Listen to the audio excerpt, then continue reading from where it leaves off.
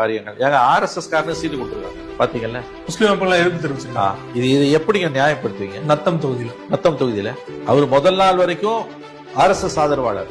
அந்த நபர் மோடி கடவுள்லாம் பேசினவர். உங்க கட்சியில ஆள் இல்லையா, அல்லது உங்க கூட்டணி கட்சியில ஆள் இல்லையா? பக்க ஆர்எஸ்எஸ் காரர் நீங்க கொண்டு வந்து தமிழ்நாடு அசம்பிளிக்கு கொண்டு வரீங்கன்னா பிஜேபியோட உங்க கரம் கோத்திருக்காங்கன்றது இதை விட வேற என்னங்க உதாரணம் வேணும்? நேரடியா கரம் போகணும்னு அவசியம் இல்லைங்க. நேரடியா கரம் போக மாட்டாங்க. பாசிச பாஜக அப்படின்றத இந்துத்துவ அமைப்புகள், சிறுபான்மையின எதிரிகள் இப்படிலாம் கதை அளந்துங்கன்னு அதெல்லாம் உண்மைதான். ஆனா இவங்க சொல்றது வாய்மொழியாக மட்டும்தான் மாறி போச்சுன்றதுக்கு உதாரணம் ஒரு பக்கம் ஆர்எஸ்எஸ் காரருக்கு நீங்க சீட்டு கொடுக்குறீங்க. எந்த விதத்துல நியாயம்? முத்தரையர் சமூக வாக்குகள் அதிகமா. இதெல்லாம் கதைங்க.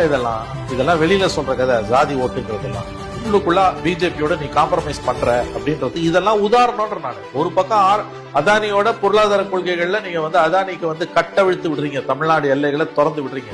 ராஜபாட்டை விரிக்கிறீங்க, ரத்தன கம்பளம் விரிக்கிறீங்க அதானிஸ்க்கு. இன்னொரு பக்கம் கலாச்சார ரீதியா, சித்தாந்த ரீதியா, மத ரீதியா ஆர்எஸ்எஸ் கால்கோள் விழா நடத்துறதுக்கு நீங்க இந்த மாதிரியான வேலைகளை செய்யறீங்க. உங்க பிஜேபி எதிர்ப்பு என்பது எவ்வளவு போலித்தனமானது, பொய்யானதுன்றது இது உதாரணம். நீங்க என்ன சொல்றீங்க? இது வழக்கமா 5 ஆண்டுகளுக்கு ஒரு முறை வர தேர்தல் இல்ல, இது டெல்லிக்கும் தமிழ்நாட்டுக்குமான தேர்தல் இல்ல. அப்ப எப்படி நீங்க ஒரு ஆர்எஸ்எஸ் சித்தாந்தத்தை கொண்ட ஒரு நபருக்கு எப்படி நீங்க சீட்டு கொடுப்பீங்க? அவர் உதயசூரியன் சின்னத்தில் நிக்கிறார். இந்த முத்தரையர் ஓட்டுன்றதுலாம் கதை. ஏன் முத்தரையர் ஓட்ட வாங்குற வேற ஆளே இல்லையா உங்களுக்கு? புரியுது இல்லையா? இவங்க பிஜேபியோட சமரசம் செய்து கொண்டார்கள் என்பதற்கு இதெல்லாம் உதாரணம். ஏங்க